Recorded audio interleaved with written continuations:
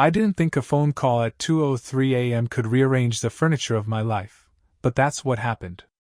My phone lit the bedroom in cold blue and showed my brother's name, Alex, like a warning label. We hadn't spoken in months, not since the night at the hospital when we said things that tasted like battery acid. I answered on the third ring. Yeah? For a second all I heard was his breathing. She's gone, he said. Mom's gone. I sat up so fast the room tilted. The clock on the dresser looked smug about the time, as if it knew this hour specializes in bad news. I didn't say the right thing, I said. Are you sure? Which is a stupid question but the only one my panic allowed. They called me from the care home. I'm here now. You should come. We had been two halves of the same childhood and two strangers in adulthood. He's the younger one, charm first, questions later. I'm the older one, rules, routines, lists on the fridge. He lights up a room. I leave quietly without anyone noticing. Sometimes it feels like the story of us was written in permanent marker before we knew how to argue with it. Growing up, Sundays had a smell, pancake batter in Mom's blue mixing bowl and the citrus of floor cleaner she swore kept the weak from sticking. Alex always flipped the pancakes too early and ruined the first one. Mom would call it the sacrificial pancake, and eat it standing up, laughing. Dad would hum the same 4 bars of a song nobody could ever identify. We were careless then. Careless is a luxury you don't know you're spending. The first fracture wasn't dramatic. It was accumulation. Dad died of a heart attack when I was 28, and Alex was 25. We stood side by side in suits that didn't fit while people hugged us until our backs ached. After the funeral, I moved 2 hours away for a job with health insurance and a cubicle you had to badge into. Alex stayed. He said Mom needed him. I said Mom needed both of us. We both meant different things. He moved into the spare room. He started working at Dad's hardware shop part-time, the little store that always smelled like cedar and dust. He told me he'd keep it afloat. Until we figure things out. I sent money when the roof leaked and again when the water heater died. We were brothers in Venmo receipts more than in conversation. At my wedding, Alex gave a toast that was 3 parts love and 1 part theft. He told the story of how I used to keep score of everything, who washed dishes, who got the front seat, who chose the movie, and then he said, "But he married Mara, so finally the right person is keeping score." People laughed. I laughed. It sounded like affection until we were alone later and he said, "Don't screw this up like you screw up everything you try to control." I chalked it up to whiskey and the gravity of big days, but the sentence lodged like grit. Mom had a small stroke 2 summers ago. The morning it happened, she called me from the kitchen floor. "I don't want to worry, Alex," she whispered, which was ridiculous because Alex was asleep in the next room. Nothing returned to baseline after that. She forgot the name of the street she'd lived on for 30 years. She looked at me and called me, "Dad," once and cried for an hour because she could tell it wasn't right. We got her a homemade 3 mornings a week. Alex insisted he could handle the rest. "Let me move her," I said. "There's a good assisted living place near me." "She doesn't want to leave the house," he said. "She told me." "She tells me the opposite," I said. "She's confused," he said. "But I'm here." That last sentence had a barb I couldn't pull out, "I'm here." It implied I wasn't, and maybe geographically he had a point. But I had been here in other ways: wires of money, spreadsheets of medication schedules, hours on hold with insurance companies whose elevator music became a second language. The night in the hospital cafeteria is the one that split the timeline into before and after. Mom was asleep upstairs after what the doctor called a mini stroke. As if Minnie could make the earth move less. Alex and I faced each other across paper cups of coffee. "I need you to stop second-guessing me," he said. "I need you to stop making unilateral decisions," I said. He stared at the table. "She signed the house over." Everything after that sentence became static. "What do you mean she signed the house over?" I asked, though I understood English perfectly well. He pulled a folded document from his pocket. A quitclaim deed with my mother's shaky signature, transferring the title to him. We talked to a lawyer. It's cleaner this way. Medicaid has rules. If the house is in my name now, You did this without me, I said.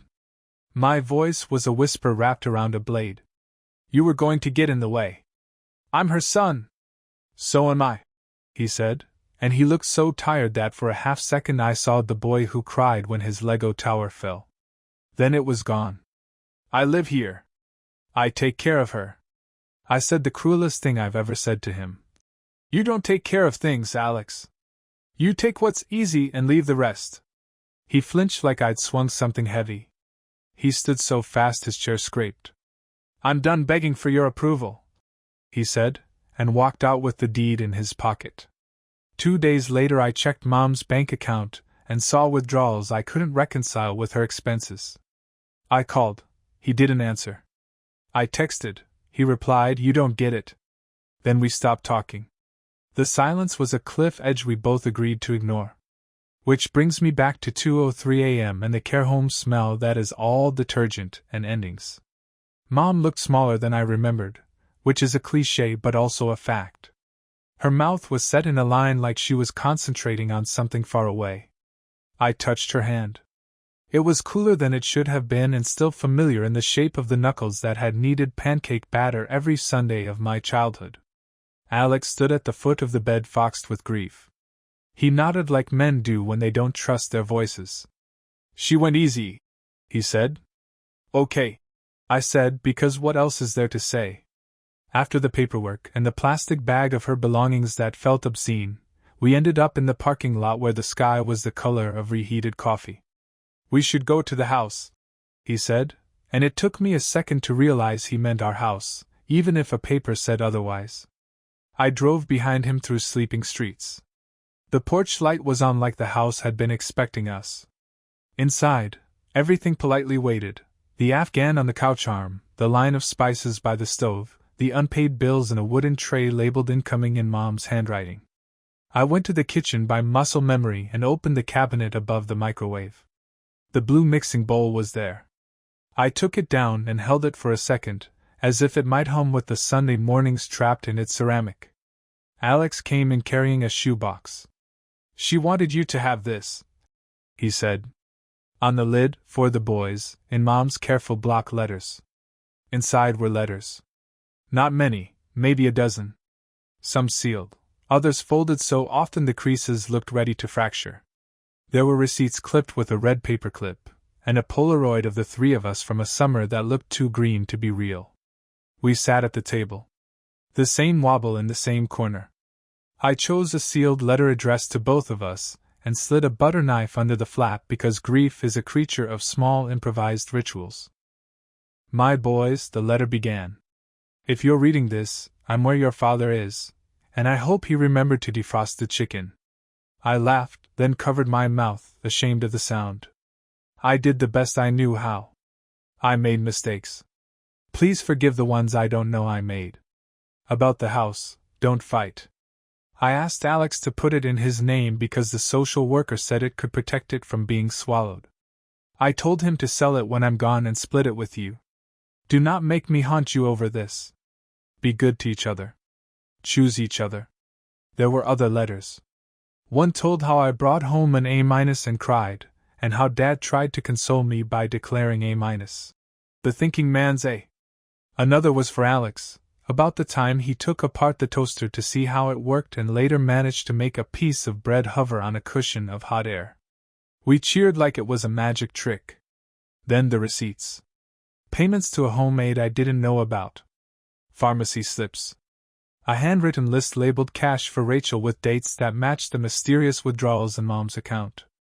On the back, in Mom's hand, Rachel sits with me when Alex has to sleep. Don't fuss. I looked up. Alex was staring at the letter like he could read forgiveness into his bones. Why didn't you tell me? I asked, and this time my voice was tired, not sharp. He rubbed his eyes with his fists like a kid. Because I thought you'd think I was stealing, he said. And then when you did think that, I got mad. Anger is easier to carry than shame. He swallowed. I was drowning. I slept in a chair by her bed most nights. I ate cereal for dinner. I told myself I was the good son because I stayed. I needed to believe that. I needed it so bad His voice snagged. I needed it so bad I didn't leave room for you to be good, too. We sat in the kind of quiet that isn't empty. It knows your names. A bird tried a few notes outside, testing whether morning was on its way. My phone buzzed with a work email that, in another life, would have mattered. In this one, it didn't register. We can fix this, I said, and meant the house, not the past. The past isn't a faucet you can tighten with a wrench. He nodded. I already called the lawyer. I'll sell it and we'll split it like she wanted. I surprised both of us by shaking my head. You should keep more, I said. You earned it. He scowled. Don't do that. I'm not being noble, I said. I'm trying to be accurate. I pointed at the receipts, the letters, the shape of his days. You paid a price I didn't. We argued, but gently, the way you argue over the last cinnamon roll when you both know you'll split it anyway. We landed on a plan: sell the house, pay off the last of Mom's medical bills, put some aside for the hardware store that was limping along, split the rest unevenly in a way that felt, for the first time in a long time, right instead of mathematically equal. We slept a few hours sitting up on the couch like kids after a sleepover, the Afghan over our knees. In the morning, I made pancakes in Mom's blue bowl and burned the first one on purpose. Alex laughed. Sacrificial pancake, he said. We ate it standing up, and I swear I heard Dad's phantom humming. It didn't hurt like I thought it would. It felt like a small permission slipped under the door. The days that followed were not a montage of easy progress. Grief gave us errands, thank you notes, calls to relatives in voices that wouldn't alarm them, a meeting with a lawyer who explained the practicalities of death as if it were a contract subject to term limits. We cleaned the house in stages. Some things went quickly: the stack of appliance manuals Dad had kept as if an instruction booklet could resurrect a machine. Some things stopped us: the sweater that still smelled like Mom, Dad's scuff tape measure that fit my hand like it remembered me. We fought twice. Once about the store. Alex wanted to keep it. I called it a nostalgia machine that printed debt. Once because I found a box of my old notebooks and he said, "You used to want so much?" And I heard judgment where there might have been admiration. Both times we stopped before we slid back into the groove we knew too well. It felt like learning to walk without favoring an injury you no longer had. A week after the funeral, we stood on the porch while a young couple toured the house with a realtor who kept saying, "Charming bones." Alex looked at me and said, "Do you ever feel like we were raised by the same people but in different households?" "All the time," I said. He nodded like I'd given him a password. "I'm sorry," he added. "For the toast at your wedding. For the deed. For making you the enemy when I was just scared. I'm sorry for not being here more," I said. "For thinking money counts the same as hours in the dark." I looked at him properly then, not as opposing counsel in a case only one of us could win, but as the person who knows what the blue mixing bowl means without being told. "I want us to be brothers again," I said, and the simplicity of it surprised me. He held out his hand. I took it. It was an awkward handshake that turned into a hug where our shoulders clunked, because nobody tells you brotherly love is more carpentry than ballet. But we got there. The house sold in a month. The check arrived with too many zeros for either of us to process without sitting down. We followed the plan. We closed the store, which hurt Alex like a pulled tooth, and then talked about what might be worth building instead. Something that wasn't a monument to Dad's stubbornness but a life we could actually live. He signed up for a night class in small engine repair. I started driving down on Fridays to help him fix up the little apartment he found above a barbershop. Some nights we'd eat greasy slices on milk crates and argue about backsplash towel like it mattered. This morning my phone buzzed at 6:48 a.m. It was a photo from Alex. The blue mixing bowl, batter flecked with blueberries, his caption, "Making the sacrificial pancake with Ella." She flipped too soon. In the corner of the picture, his daughter's hand was a blur, and you could see the edge of the stove that used to be Mom's and is now in his apartment, dent and all. I stared at the photo for a long time before replying. "Save me one," I wrote. "I'll be there by 10. We are not solved. There are days I want to audit every feeling for fairness and days he wants to disappear into the easier project of fixing a thing that isn't us. But we have a new habit now. It's small and it's ours. Sunday pancakes, sometimes at his place, sometimes at mine. We burn the first one on purpose. We tell old stories and new ones. We clean the kitchen together without keeping score." At 2:03 a.m., the phone call took our mother. In its shadow, it gave me back my brother. Not in the way I would have scripted, but in the way life sometimes softens if you let it. The will, the wedding toast, the deed in the pocket, those are still part of us. But so is the blue bowl, heavy in the hands, waiting to be filled, proof that some things can be remade if you stand in the same kitchen and decide, together, not to leave before breakfast.